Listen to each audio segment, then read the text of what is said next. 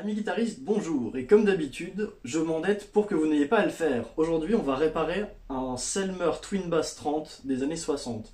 C'est un ampli qui a été fabriqué en 1966, donc la période à laquelle il a été fabriqué c'est 65-67. Et les baffles qui les équipaient étaient sous forme de deux couleurs, donc c'est des 1 par 12, avec des haut-parleurs de différentes marques, ça peut être du Goodman, donc c'est le cas pour celui-là. Ça peut aussi être du Célestion parfois, il me semble, ce genre de choses. Donc ça variait après, à l'époque, j'imagine, d'après leurs fournisseurs, en fonction de ce qu'ils avaient en stock, tout ça. C'est un ampli très simple pour basse. Ils ont aussi fait le Twin Lead 30 et un truc all-purpose, c'est un 30 watts. Hein. Push-pull de lampe EL506, très dur à trouver parce que c'est une version plus récente de la lampe 78-68. Donc celle-là, elle est encore produite par Electro-Harmonix à un prix relativement élevé. On en trouve des noces aussi, parce qu'elles ont été beaucoup plus produites que les EL506. Il me semble d'ailleurs que ça a été fait que par Brimar, puisque j'en trouve aucune autre des EL506. Donc c'est un peu bizarre.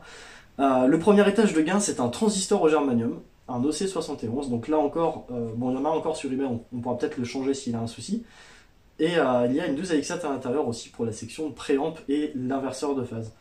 Donc c'est un ampli qui n'est pas du tout sécurisé, hein, c'est du câble deux cordes, enfin deux points de connexion, il manque la terre, donc ça sera à changer aussi.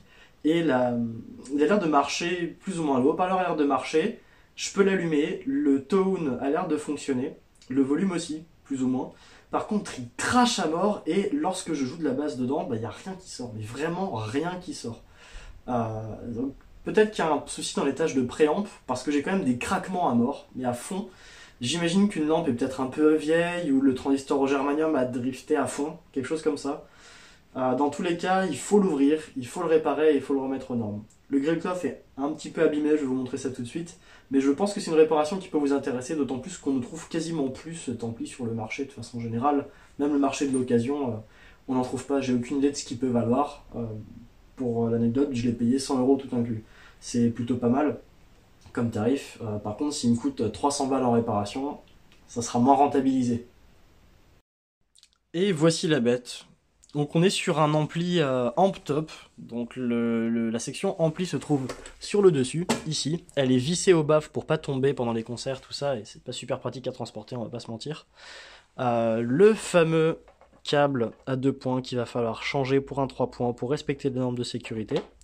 Donc la section arrière n'a pas une seule vis, il faudra certainement que j'en rachète pour pouvoir la revisser correctement. Elle a quand même un espèce de disque en bois pour éviter de faire tomber le haut-parleur dedans, j'imagine. Donc, à l'intérieur, on a un haut-parleur de 12 pouces de Goodman qui m'a l'air original.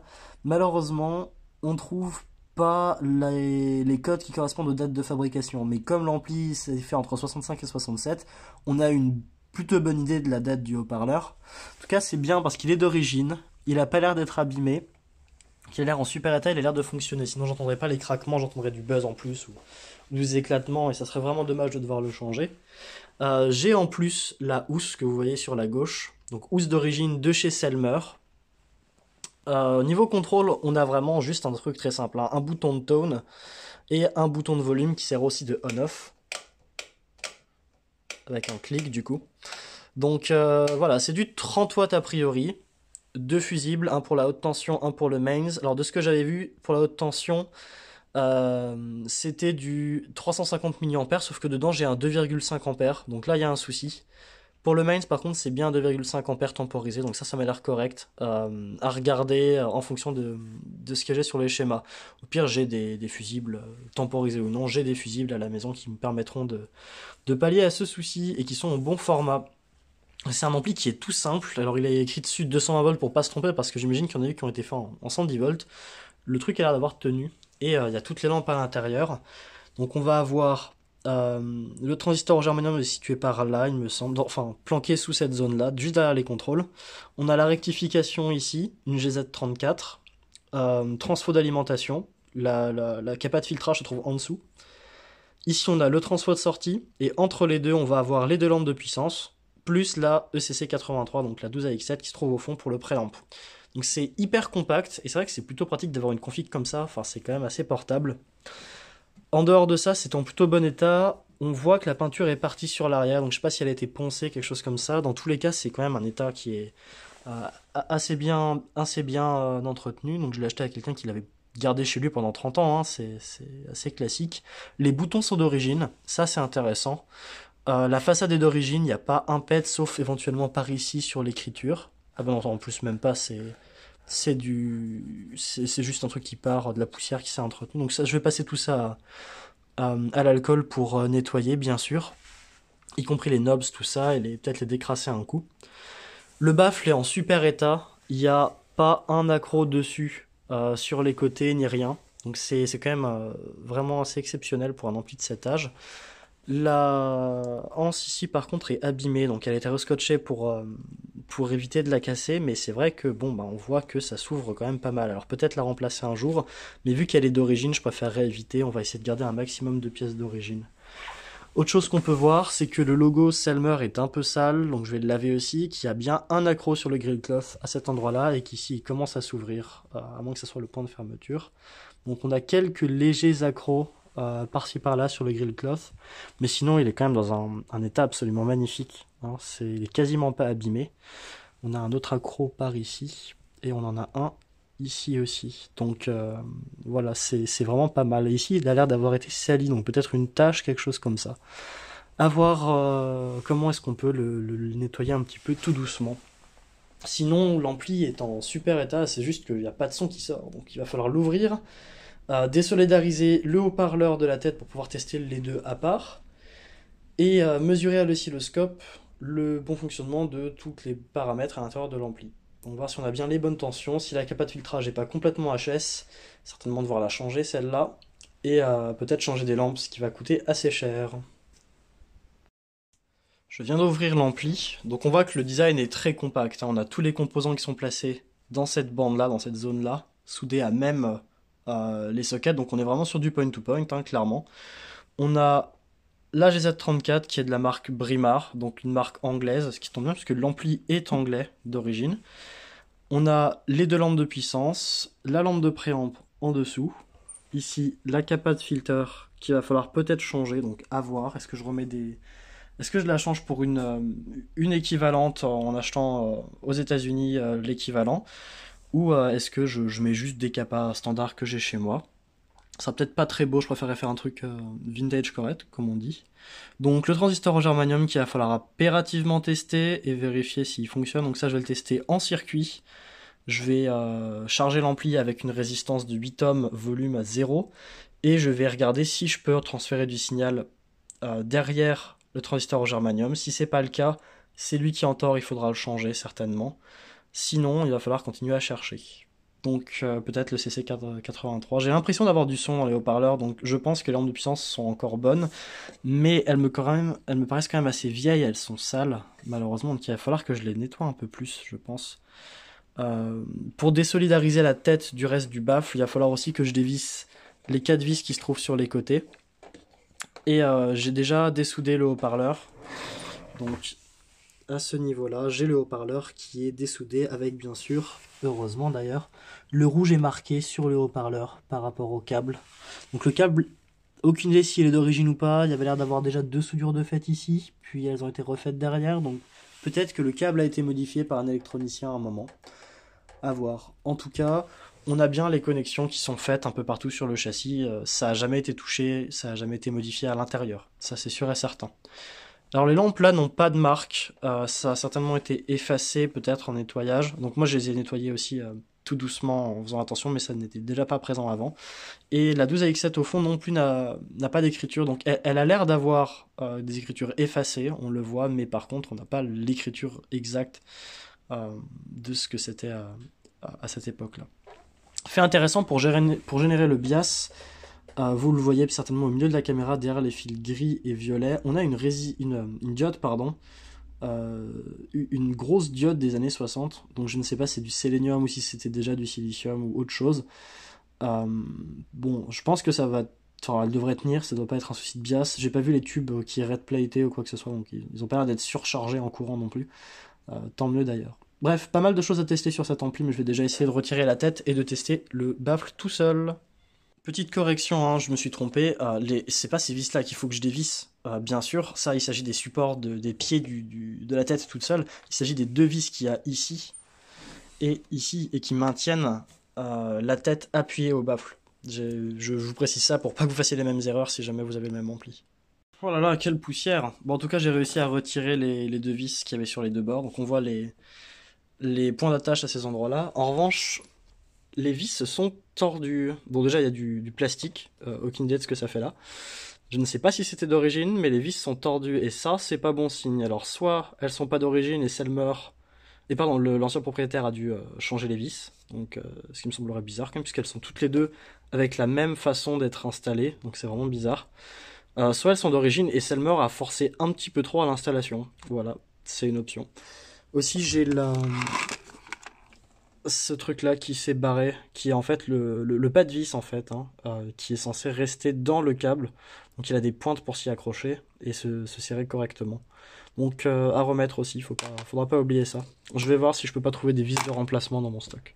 Voilà, j'ai sorti ma petite tête d'ampli 5 watts pour voir si on arrivait à sortir du son du baffle. Donc j'ai mon looper qui est lancé derrière et qui est connecté dedans et fort heureusement, on a du son. Bon, alors il est pas très fort, mais on a du son quand même. Et le fait que ça clean, ça me dit que le haut-parleur est très bon. Genre, y a pas de souci. Je vais pas pousser plus le volume et surtout pas le faire plus longtemps. Je sais que le baffle et le haut-parleur fonctionnent. Je vais débrancher mon ampli tout simplement. La raison pour laquelle j'ai pas envie de pousser les tests et de le pousser à fond, c'est que c'est pas un câble de puissance, ça c'est un câble jack standard d'instrument qui est coupé en deux pour mes tests. Donc je veux juste voir si j'arrive à lancer un petit peu de signal. Ça demande pas beaucoup de courant non plus, donc ça va pas court-circuiter et exploser, mais c'est jamais très fiable de faire un test comme ça. Préférez l'utilisation d'un câble de puissance si vous faites ce genre de manip. Et les pinces croco aussi sont assez fines, si vous voulez balancer 100 watts, ça sera pas suffisant. Avant de passer à tout ce qui est électronique, je vais commencer par nettoyer le baffle. Donc je me suis mis un petit peu de produit vaisselle dans mon bac, dans mon petit seau là. Et j'ai pas mal de chiffons que je vais pouvoir utiliser pour nettoyer tout doucement, sans frotter, sans arracher ni le Tolex, surtout pas le Tolex, et surtout pas le grill cloth. Je vais vraiment pas abîmer du tout le baffle qui a déjà vécu un petit peu, donc j'ai pas envie de l'abîmer plus que ça. Je vais faire le derrière aussi, bien sûr. J'ai passé un petit coup sur le baffle, du coup il est à nouveau un peu près propre. Je vais pas complètement tout nettoyer non plus à fond. J'ai nettoyé le logo pour qu'il soit un peu moins sale aussi, donc il rend mieux, même s'il est un petit peu abîmé. Pareil pour le bac. De ce côté-là, l'ampli, malheureusement ce potard-là a la vis qui est vraiment défoncée, donc assez vieille, et je me dis que si j'essaie de le retirer, je vais abîmer la vis et je vais être très embêté pour remettre le potard à sa place après, donc je préfère le garder comme ça. Pour celui-là, j'ai pu le dévisser, j'ai passé un coup d'isopropanol sur la plaque avant pour essayer de retirer un petit peu toutes les traces, la poussière, donc il est un peu plus propre. J'ai pas trouvé de fusible malheureusement chez moi à 350 mA, ce qui est ce que demande le schéma. Donc je vais commander tout ça. Alors dans mes sites habituels, dans ce format-là, il n'y a pas de 350 mA, je vais donc mettre 400 mA à la place et je commande des 500 mA en rab pour moi. Donc ça sera 400 mA là-dedans, ce qui est un peu plus, mais en cas de court-circuit, franc ou non, ça pètera quand même, donc il n'y a pas trop de soucis. Celui-là c'est un 2,5 A temporisé, ce qui est correct par rapport à ce que me demande le schéma électrique. De ce côté-là, j'ai pu retirer les différentes vis pour accéder un petit peu mieux au circuit. Donc il y a des vis, en fait, c'est les transformateurs qui viennent maintenir en fait, ces trous-là sont aussi reportés de l'autre côté, pour les deux. Et il y a des vis avec des loquets de maintien, des écrous de maintien en dessous, donc il n'y a pas trop de soucis. J'ai testé rapidement, donc la diode ici est détectée comme une diode, c'est bon. Par mon testeur chinois, hein, c'est le truc standard, donc ça me dit que c'est une diode. Pour le coup du testeur, c'est ce machin-là, hein. Beaucoup connaîtront ce truc-là, ça coûte genre 10 balles sur Amazon. Ça permet de tester beaucoup de composants, c'est assez pratique. Donc c'est bien testé comme une diode avec une capa parasite de 800 microfarad, donc je pense que tout simplement mon testeur de composants a testé en fait toutes les capas du circuit, forcément. Donc cette valeur est pas correcte. Par contre le fait que ce soit une diode est correct. J'ai testé quasiment toutes les résistances du circuit, elles sont toutes bonnes. J'ai pas pu tester les résistances qui sont au niveau de la base du transistor au germanium OC71, pardon. Tout simplement parce que En fait, vu qu'elles sont placées de telle sorte, enfin, le transistor va modifier en fait la lecture, donc on peut pas mesurer de valeur correcte, malheureusement. Toutes les autres résistances se lisent bien, à part la résistance à son collecteur qui vaut 4,2K au lieu de 4,7, et la résistance que vous voyez ici, donc l'ampli est déchargé, c'est pour ça que je mets mes doigts, hein, vous en faites pas. La résistance qui est ici, qui est censée être une 33K, elle lit 40K, donc elle est un peu hors spec. Je vais voir si j'ai de quoi la remplacer dans mes tiroirs. J'ai pas encore testé les capas, mais quelque chose me dit qu'il va falloir en remplacer un certain nombre quand même. Les capas moutarde comme ça, je sais pas trop si elles vont tenir, en jaune au milieu. Pareil, les électrolytiques, elles vont certainement dégager. Je vais certainement racheter une Metal Can cap pour ici. Sinon, toutes les résistances se lisent correctement. Donc elles ont bien tenu au temps, apparemment. Ce qui est pas plus mal, je vais pouvoir faire quelques essais et essayer de déterminer la cause du problème. Comme je parlais du schéma électrique, voici celui du Selmer Twin Bass 30, donc l'ampli sur lequel on travaille. Je l'ai récupéré sur le site vintageofner.co.uk. Je pense qu'ils ont à peu près tous les schémas d'ampli de Selmer. J'en ai vu pas mal et en plus ils ont des sections historiques et tout en parallèle. Il y a un site dédié pour ça, donc c'est plutôt cool. On a à droite tout ce qui concerne l'alimentation. Et de gauche à droite, ensuite, pour le reste du schéma, c'est l'entrée jusqu'à la sortie. Donc, on a bien une entrée, on a bien une paire d'entrées, pardon, avec un jack à coupure ici. Donc, en fait, c'est un système low-high assez standard, à l'exception que les résistances ici sont de 22K et pas 68K. Donc, on se retrouve avec beaucoup de charges appliquées sur la basse ou la guitare qu'on branche, et ça impliquera une grosse perte d'aigus. En plus de ça, on a une perte d'aigus plus prononcée et de volume. Déjà, suivant si on se branche dans l'entrée low ou high, si on se met dans l'entrée low, on va avoir un volume plus faible. C'est logique. Elle est faite pour. Donc en fait, ça fait tout simplement pont diviseur. L'entrée low, c'est la 1. Hein. Si on se branche à l'intérieur, bon, la connexion à la masse est faite sur le jack et le signal du jack est envoyé dans un pont diviseur de tension avec les deux résistances de 22K jusque dans cette capa ici. En effet, lorsqu'on ne branche rien dans cette entrée, le point de signal est connecté à la masse, et donc en fait cette résistance est connectée à la masse. En revanche, lorsqu'on se branche dans l'entrée 2, ce n'est pas le cas pour l'entrée 1. Donc en fait on a vraiment juste la résistance de 22K, ici, qui est mise en place dans le circuit. Alors, c'est pas ouf comme ça, parce qu'il faudrait une basse active pour driver tout ça. Une résistance d'entrée, une impédance d'entrée de 22K minimum, c'est quand même pas énorme, on va pas se mentir. D'habitude c'est plus proche de 500K, voire 1M pour les amplis de guitare. Et on a 68K 68K série lorsqu'on utilise des amplis Fender par exemple ou Marshall qui ont un système similaire. Pourquoi je dis que c'est pas énorme alors qu'on a 22K? En fait, on n'a pas une impédance. Là, il n'y a pas déjà de point de référence à la masse qui est donnée. Donc il nous manquerait une résistance de 1 meg placée à la masse par exemple ici. Et surtout, l'impédance va être aussi déterminée par rapport au circuit qu'on a là. Donc en fait, on va avoir 56K en parallèle avec 10K, en parallèle avec le gain du transistor fois 1,5K ici. Donc si le transistor a un gain de 100, on va se retrouver avec un M5 ici, donc on va pouvoir le retirer de l'équation, mais il nous restera quand même ces deux-là. 56K et 10K en parallèle, on est vers quelque chose comme 8K. Donc en fait, l'impédance d'entrée totale là-dedans, ça sera 30K au mieux. C'est quand même pas énorme. Donc l'impédance d'entrée de cet étage est relativement faible aussi, ce qui n'est pas le cas pour les amplis à lampe complet. Donc si on avait un étage de lampe, l'impédance d'entrée serait infinie, il n'y aurait pas de souci là-dessus.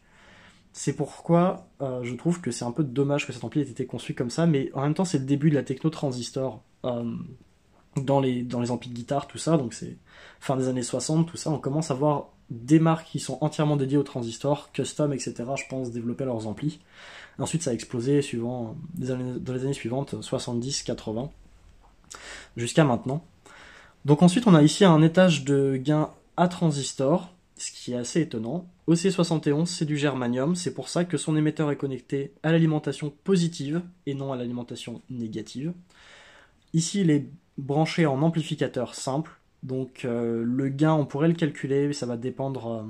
déjà, ça va dépendre pas mal pour le coup du gain du transistor. S'il est trop vieux, s'il est claqué, on va avoir un gain tout pourri, genre 20 ou 50, et ça sera pas terrible. S'il a un gain encore un peu plus costaud, du style 70, voire 100, ça serait pas trop mal. J'ai pas pu le tester malheureusement, il m'affiche que c'est 2 diodes. Mauvais mauvais indicateur sur le fait que ce transistor fonctionne, d'ailleurs. Il faudrait que je le dessoude du circuit vraiment pour pouvoir l'essayer. À partir de là, on a donc une première amplification, puis le reste va dans la lampe. Donc on a une capa de couplage ici, 220 nanofarad, puis un potentiomètre de 1M, un potentiomètre de 500K. Alors lorsque je mesure, vu qu'ils sont placés en parallèle, lorsque je mesure, j'ai bien 300K, ce qui est à peu près ce qu'on attend lorsqu'on a cette configuration-là en parallèle, donc je pense que c'est correct. L'un agit comme un potard de tonalité, l'autre comme un potard de volume. Donc, si je me gourre pas, ça sera celui-là qui sert de potard de volume, parce qu'on équilibre entre son normal et son filtré très aigu. Et celui-là comme potard de volume standard, je pense. Il faudrait que je fasse un petit jeu pour réfléchir à comment est-ce que les deux fonctionnent. Dans tous les cas, fait intéressant, c'est que si on les met toutes à gauche, ben on n'a plus de son, tout simplement. Donc les deux sont envoyés à la masse, tout simplement. Un peu bizarre. Et si on envoie ce potentiomètre-là à la masse, il coupe aussi complètement le son. Donc là, dans les deux cas, les deux potentiomètres au minimum vont couper le son. Étonnant, mais pourquoi pas, après tout. Et le potard de tone interagit beaucoup, vu le placement, vu que c'est des composants passifs, avec le potard de volume. Ensuite, on a un étage de gain avec une 12AX7, en tout cas la première partie. Gain standard, donc c'est correctement référencé à la masse par les potentiomètres ici. On a bien une résistance de cathode de 2,2K aux mesures, 220K pour la plaque, donc pour l'anode. 47 nanofarad en capa de couplage, et on arrive ici en fait dans un étage inverseur de phase. Donc on va avoir la phase inverter, tout simplement, donc c'est l'autre partie de la ECC 83. Elle va être bias grâce à sa résistance de cathode ici, qui permet de donner en fait la différence entre la grille et la cathode, parce que comme un courant passe, on va avoir ici une tension qui est plus négative que ici, et ça va se stabiliser globalement, donc ça se calcule, hein. Il y a des graphes pour ça, et on a bien les deux mêmes résistances de 100K de part et d'autre pour répartir équitablement l'équilibre en fait sur cette lampe là, et ça permet de générer deux signaux en opposition de phase, sans gain donc, on n'a pas d'étage de gain à cet endroit là. Ça permet juste de générer deux signaux hors phase par rapport à ce qu'on avait ici. À partir de ça, on vient les appliquer directement dans les grilles de nos lampes qui sont bias donc polarisées par des résistances de 220K dans le circuit de polarisation, dont on y reviendra après. Et celles-ci ont bien donc leur grille connectée avec une résistance de perte de courant ici pour perdre un peu aussi en tension. Elles sont bien connectées donc à la lime, et on a les anodes connectées au transformateur de sortie. Donc transfo de sortie prévu pour 7,5 ohms, je mesure 8,2 ohms sur le haut-parleur en courant continu, donc ça sera variable, c'est à peu près dans les clous pour un haut-parleur de 8 ohms, donc il n'y a pas trop de soucis, le haut-parleur fonctionne, c'est correctement paramétré. Donc il faudra tester pour voir si on a bien toutes les tensions d'alimentation correctes. C'est assez intéressant d'ailleurs de voir qu'on part de 400 volts ici. Bon, 385, on perd un peu de tension là-dedans, et ça sert de limitation de courant au pire, plus de filtrage, bien sûr. Là, on a les deux capas de 32 microfarads qui constituent la capa métallique vissée au châssis. Le reste, c'est des petites capas ajoutées dans le circuit. Ensuite, on a donc la 33K que je vais peut-être changer pour perdre quasiment une centaine de volts. Les deux lampes sont connectées à la même alim. Et on a ici 330K carrément pour passer de 300 volts à 9 volts. C'est assez drôle d'avoir d'un seul coup 9 volts à cet endroit-là. Pourquoi pas, après tout, c'est une façon de perdre, de façon, on va dire, habituelle, ça va être une façon de perdre la tension qui est normale dans les amplis à lampe, parce qu'on perd généralement peu de tension, mais là on a un transistor, donc il faut l'alimenter avec moins de tension que ça, donc 9 volts. C'est assez drôle, je trouve, d'avoir un schéma comme ça où on passe direct de haute tension dangereuse à un truc qui est l'équivalent d'une pile et qui peut pas nous tuer. C'est plutôt intéressant.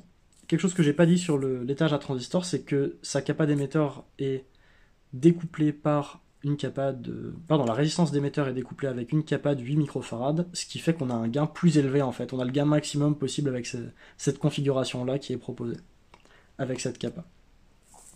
Pour l'étage d'alimentation, on a le switch qui est en fait connecté au potard de volume, hein, c'est le dos du potard de volume, qui met à la fois le neutre et la ligne en contact. Ça c'est cool, ça c'est vraiment cool d'avoir le double truc, ça permet de complètement détacher le circuit lorsqu'on éteint l'ampli. On a le primaire avec la petite lampe et le fusible, Donc si la lampe ne s'allume pas, c'est que le fusible a pété, obligatoirement, ou que le transfo est court-circuité si on a changé le fusible pour un truc beaucoup trop gros, ce qu'il ne faut jamais faire. Mettez pas un clou à la place. Hein. On a 5 volts pour sortir la tension de filament de la GZ34, 2 fois 350 volts avec un point milieu et le fusible pour donner les tensions d'alim standard. Donc le point milieu est bien sûr connecté à la masse via le fusible du coup, et les 2 fois 350 volts sont envoyés dans les deux anodes de la GZ34. La cathode, c'est la sortie, c'est les 400 volts en fait, rectifiés et filtrés qu'elle va pouvoir fournir. 32 microfarads, il me semble que c'est correct pour une GZ34. Faut pas mettre trop pour les rectifieuses, donc les lampes rectificatrices. Quand on fait une rectification à lampe, il faut regarder absolument la documentation technique et pas mettre des valeurs trop grosses, parce que les lampes ne supportent qu'un certain courant max courant lorsqu'on allume l'ampli et qu'elles ne sont pas assez chaudes. Ça va demander un certain courant, et s'il est trop élevé, elles vont cramer. En tout cas, ça va les abîmer et les dégrader plus rapidement. Donc vraiment, respectez les limitations de ces lampes d'après leur doc technique lorsque vous concevez, et respectez surtout les valeurs constructeurs lorsque elles sont données dans des schémas. Ne vous faites pas avoir. En plus de ça, une partie du transfo est utilisée pour générer une tension de moins 16 volts ou moins 18 volts, de ce que j'arrive à lire, filtrée, pour donner le bias de l'étage. Donc ça sera une autre tension à vérifier. Si c'est pas la bonne, ça peut expliquer pourquoi on n'a que des craquements et qu'on n'a pas de signal. La diode qui est là, j'ai pas trouvé plus d'infos pour le moment, il faut que je continue de chercher. Et en dehors de ça, on a bien entendu l'ampli qui est connecté au câblage de terre, sauf que vu qu'on a un câble à 2 points, on n'a pas de connexion de terre en fait. C'est bizarre, pourquoi pas. Je vais de toute façon installer un câble à 3 points moderne pour pouvoir sécuriser l'ampli, parce qu'un truc comme ça ne peut juste pas du tout passer en termes de sécurité de nos jours. Il faut absolument connecter le châssis à la masse. Donc ça, c'est vraiment l'explication totale de tout le circuit du Twin Bass 30. Il n'est pas très compliqué en fait. On a vraiment les entrées avec le jeu high-low qui est assez classique, un étage de gain à transistor germanium, un étage de gain à lampe avec les potards de volume tone, inversion de phase, push-pull en sortie avec des pintotes de puissance, les fameuses EL506, et on envoie ça direct. Rectification à lampe, bias avec une diode, ça reste assez classique finalement. Voilà, donc je viens de changer le cordon d'alimentation pour un 3 points, donc je l'ai refait passer dans le circuit jusqu'ici. Vous voyez que j'ai la terre qui est connectée au châssis maintenant, et j'ai remis l'alimentation au bon endroit. Là je fous pas mes doigts parce que je l'ai branché. On va regarder ensemble rapidement le réglage de bias. Donc j'ai regardé, ça tombe à peu près juste. Hop, je reprends ma probe. Voilà, donc je l'ai bien placé, et là on voit que j'ai moins 19,6. C'est un peu élevé par rapport à la doc, mais bon, pourquoi pas. Et là, ça vient de chauffer, ça va commencer à craquer, je pense. Donc comme vous pouvez l'entendre, l'ampli fonctionne sans crachotement, donc je pense que c'était juste les contacts des lampes qui étaient vraiment sales, et le fait de retirer les lampes et les remettre plusieurs fois, bah, ça a aidé en fait la poussière à dégager. Donc à part un petit buzz, qui est certainement dû d'ailleurs au filtre, donc ça sera à changer aussi, la 2x32 microfarads, bah il fonctionne en fait, sauf qu'il n'a pas beaucoup de volume. Donc ça c'est à voir pourquoi est-ce que j'ai pas beaucoup de gain, pourquoi est-ce que j'ai pas tellement de volume sur ce truc, est-ce que l'étage à transistor mériterait pas d'avoir un petit changement pour être plus adapté, ce genre de choses. De toute façon l'ampli n'a pas beaucoup de gain en tant que tel, donc à voir comment est-ce que je le modifie. J'ai ma base de brancher. Donc le potard de tone fonctionne, le volume bien sûr fonctionne. Donc c'est... Oula pardon, je fais tomber mon machin. J'ai essayé de comprendre pourquoi est-ce que en mettant le volume ou le tone en fait au minimum, ça coupait pas complètement. Je vous ai dit sur la vidéo sur le schéma que si on foutait les deux au minimum, ça allait couper le son. En fait, non. Un truc que j'avais pas pris en compte, c'est le fait que c'est pas le volume. Enfin, du coup, le volume est à droite, c'est le 500 kOhm. Donc lui, effectivement, il coupe le son quand on le met au minimum. Par contre, le tone, en fait, il court-circuite plus ou moins les basses ou les aigus. J'avais pas remarqué que la valeur de 1 nanofarad, c'était pas suffisant pour faire passer de toute façon tout le son. Par contre, lorsque le volume est à fond, bah en fait, il va plus avoir beaucoup d'intérêt. Le potard de tone marche plus vraiment. parce qu'il sera toujours connecté au... Enfin, ça va juste couper un tout petit peu, mais certainement pas changer beaucoup le son. Ça changera vraiment lorsqu'on aura en fait, le potard de volume pas à fond. Par contre, ça m'intrigue d'avoir aussi peu de gains, donc je vais peut-être tester une nouvelle 12AX7 pour voir si on peut pas obtenir de meilleurs résultats. Le buzz devrait s'en aller si on enlève les 2,32 microfarads et qu'on les remplace par quelque chose d'un petit peu mieux. À voir un petit peu comment ça va fonctionner, mais peut-être que les tâches de gain à transistor n'a pas suffisamment de gain, que le transistor a un peu drifté aussi. En tout cas, à tester, mais les valeurs m'ont l'air correctes. Petit update, j'ai discuté avec P-Amp, donc avec Pierre, qui m'aide un petit peu sur le sujet. Alors c'est surtout pour voir un peu ce qui a changé, puisque lui est vraiment technicien. Moi je fais surtout ça pour le plaisir, et je suis plus ingé sur le coup, donc j'essaie d'apprendre justement tout ce qui est technique et est-ce qu'il y a des choses à changer ou non. J'ai branché l'ampli avec mon générateur de signaux. Je lui ai demandé s'il y avait des choses à changer à part les capas électrolytiques. Pour lui tout semble bon. Les condensateurs de liaison sont corrects. Je vais certainement quand même changer la résistance d'Alim qui a drifté, là celle qui a à 40K au lieu de 33K. Donc là je regarde un petit peu pourquoi est-ce que j'ai un volume aussi faible. J'ai branché ma sonde d'oscilloscope. Donc mon oscilloscope est branché juste avant le potard de volume. Donc sur le schéma c'est après le premier étage d'amplification qui a transistor. Et voilà les résultats qu'on obtient. En bas, vous avez la courbe d'origine. Donc, c'est du 100 mV pic à pic. Donc voilà, c'est ce que j'envoie à l'intérieur. C'est mon signal à 2 kHz.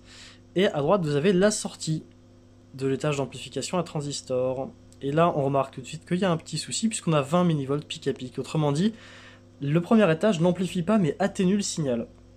Donc il va falloir que je teste le transistor pour voir si c'est lui qui pose souci, ou s'il y a autre chose que je peux regarder à l'intérieur de cet ampli qui pourrait causer un souci pareil. Sur les conseils de P-Amp, j'ai testé à part le transistor qui m'affiche un HFE de 55, PNP germanium, aucun souci. Par contre, après avoir testé les capas, donc celle qui est là est correcte, elle a 2 ohm5, 2 SR, celle qui se trouve ici, c'est une capa qui je pense est soit électrolytique de faible valeur, soit film, 220 nano. Par contre, la capa de couplage entre l'entrée et l'étage de circuit à transistor est juste complètement morte, hein, avec mon petit testeur chinois. Il m'affiche un Veloce énorme. Je sais même pas s'il va être capable de me les réafficher parce qu'il commençait à partir loin. Voilà, 45% de Veloce et 1 nano de capa pour une 8 micros. Donc elle est complètement morte. Ça explique pourquoi j'ai pas de son. Aussi, je vais changer toutes les capas électrolytiques quand j'aurai ma commande TubeTone. Par contre, je vais changer la capa d'émetteur aussi, puisqu'elle est du même type que celle-ci, donc les deux doivent être complètement rincés. On va les changer et espérer que ça se passe mieux au niveau du volume sonore de l'ampli. J'ai remplacé les deux condensateurs fautifs, donc celui de couplage à l'entrée et celui pour l'émetteur. Les autres testent bien. Et cette fois-ci, on voit qu'on n'a pas le même genre de gain. Là, on se retrouve avec 100 mV pic à pic en entrée, on a 1 volt pic à pic en sortie. Donc on a cette fois-ci un gain de 10 sur l'amplification, ce qui est exactement le genre de choses qu'on peut attendre d'un amplificateur comme ça. Et bien sûr,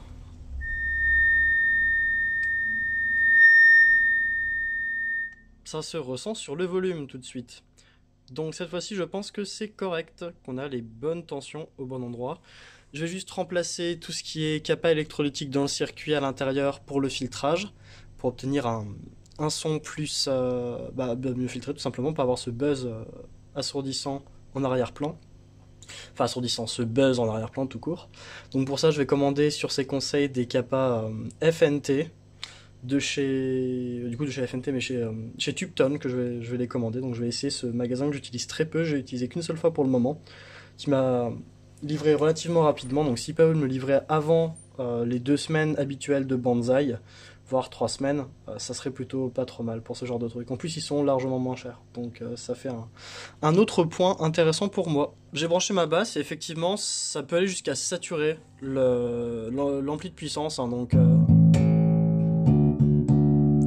cette fois-ci pour avoir ce volume je suis qu'à 2, hein. C'est déjà plus pareil et c'est aussi fort que ce que j'avais tout à l'heure, donc si je le monte à 5, Ça fait vibrer l'intégralité de mon appart, mes voisins vont pas être contents. Je vais pas aller jusqu'à fond, mais j'ai pu regarder un petit peu et il n'y a aucun souci d'amplification, genre ça peut vraiment monter jusqu'à la saturation de l'ampli de puissance si on veut. Je vais m'amuser un peu avec ma guitare et je vais commander sur TubeTone les pièces qui me manquent. J'ai reçu les composants que j'ai commandés chez TubeTone, donc quelques capas et des résistances au carbone. J'aurais dû acheter de quoi remplacer celle aussi du bias afin de pouvoir modifier le bias plus facilement. Parce qu'effectivement, les lampes de puissance dissipent à peu près 20 watts, d'après ce que j'ai mesuré, 20 watts et demi, quelque chose comme ça, avec un courant quasiment égal, donc elles ont l'air encore en bonne forme. Par contre, elles sont réitées par Braimar, donc les fabricants anglais, à 19 watts pour ce modèle, donc c'est au-dessus de la dissipation maximum. Et comme il faut a priori le bias vers les 70% de dissipation max pour une classe, pour de la classe AB push-pull de ce style-là, je vais devoir changer les résistances. Donc là, j'avais monté le temps d'expérimenter, donc j'ai remplacé un petit peu le circuit de bias. Donc j'ai gardé la même diode et j'ai mis un bias ajustable, donc il va pas rester à terme parce que ça fait vraiment moche, je trouve, dans l'ampli. Je lui remettrai des résistances carbone comp avec des capas de filtrage F plus T, donc la marque que j'ai choisie pour remplacer les capas de filtrage, et je vais régler le bias de façon à ce que j'ai que je sois encore dans les plages maximales du constructeur, donc de préférence à moins de 19 watts, le plus proche possible des 13-14 watts, histoire d'être à peu près aux deux tiers de la dissipation. Ça peut être un peu plus, ça peut être un petit peu moins. Et aussi en dessous des valeurs maximum pour les plaques, et notamment les grilles écran des lampes qui peuvent pas aller au-dessus de 440 volts. Alors j'ai aussi rajouté des résistances en série entre les grilles écran des lampes et le circuit d'alimentation qui les alimentait, parce que c'était en direct et en cas de souci, ben, les lampes crament tout simplement. Là au moins ça sera les résistances qui prendront tout le reste, tous les problèmes éventuels, et ça permet en plus d'abaisser un petit peu leur tension, donc c'est pas plus mal. Maintenant que j'ai reçu les capables, je vais pouvoir les monter à l'intérieur et recommander les pièces qui me manquent sur TubeTone. J'aurais dû regarder avant, mais l'ampli devrait être complètement fonctionnel. Il faut que je détermine aussi la tension de bias à ajuster, à appliquer pour les lampes de puissance, afin de déterminer ensuite le pont diviseur de tension à utiliser dans le circuit de bias fixe que je souhaiterais mettre en place. Voilà, donc j'ai remplacé la capa électrolytique de filtrage principal. La capa de 8 micros, j'ai mis une 22 micros à la place. Donc ça c'est remplacé. J'ai aussi repris, alors voilà, on ne voit pas très bien, mais j'ai repris les capas qu'il y avait ici et de l'autre côté, en dessous des switches. Donc les capas du circuit d'entrée, elles sont neuves à nouveau. Et c'est cohérent avec la marque des capas utilisées ici. Voilà, et c'est aussi pour ça que je veux retirer ça, c'est que ça fait quand même beaucoup moins pro et beaucoup moins pratique à utiliser. J'ai reçu ce soir les derniers composants qui me manquaient. Donc j'ai remis une résistance 470K, remis en place la diode, enlevé le bias ajustable, j'ai remis un bias fixe pour cet ampli. Capa de filtrage neuve et résistance neuve ici aussi. Alors là je viens de remarquer à l'instant en faisant la vidéo que j'ai mis le plus de ce côté-là, or c'est une tension négative, donc en fait elle est pas bien placée ma capa, faut que je l'enlève et que je la remette dans le bon sens. Mais sinon tout est correct. Je vais pouvoir remettre l'ampli dans son boîtier et vérifier que tout fonctionne. A noter aussi que, alors on ne le voit pas de ce côté-là parce qu'il y a la lumière qui fait n'importe quoi, mais ici j'ai remis des œillets en caoutchouc neuf afin de protéger un peu mieux l'ampli parce qu'ils étaient clairement abîmés dans la version originale.